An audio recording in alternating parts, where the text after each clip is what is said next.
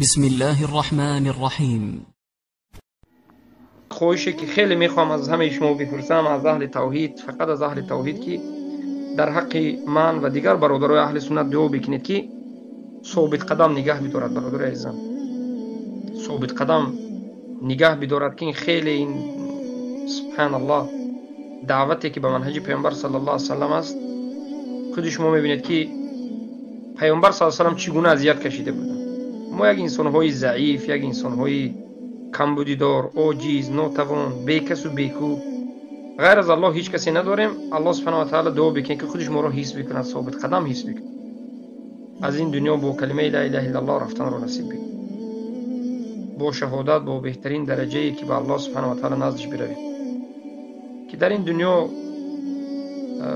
ما هیچی نمیخواهیم بجز ایمان، سربلندی، بجز اهل عالمون در توحید باشد.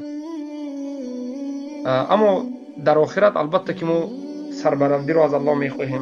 در این دنیا هم سربلندیه، در هر دو دنیا. لیکن این دنیا برای، یعنی او چیزهای لذتی دنیایی که هست، پیامبر گفتن این دنیا برای کفار است. برای اهل توحید البته که آخرت است.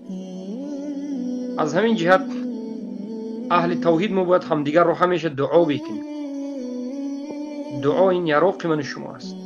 دعا بکنیم در حق فرزندهای همدیگر که الله اینها را موحد بکند، عالم بکند، دوستدار کلمه لا اله الا الله، قرآن و سنت بکند. بارک الله فیک. من امین از خواهش شما که در دعا باشید برادر عزیزم. ان شاء الله باقی موندیش همش خیر است. الله آسان بکند و همه ما الله آسان بکند. ما زنده باشیم این دعا رو بکنید. وفات کردیم رحمه الله ببین.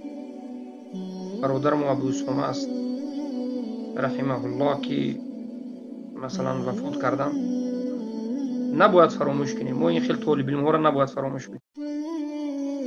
رحمه الله باید بگیم. علمای اهل سنت، طالب علمای اهل سنت، خصوصا در این روزهایی که کمی افتند، رحمه الله باید. بارک الله فیک.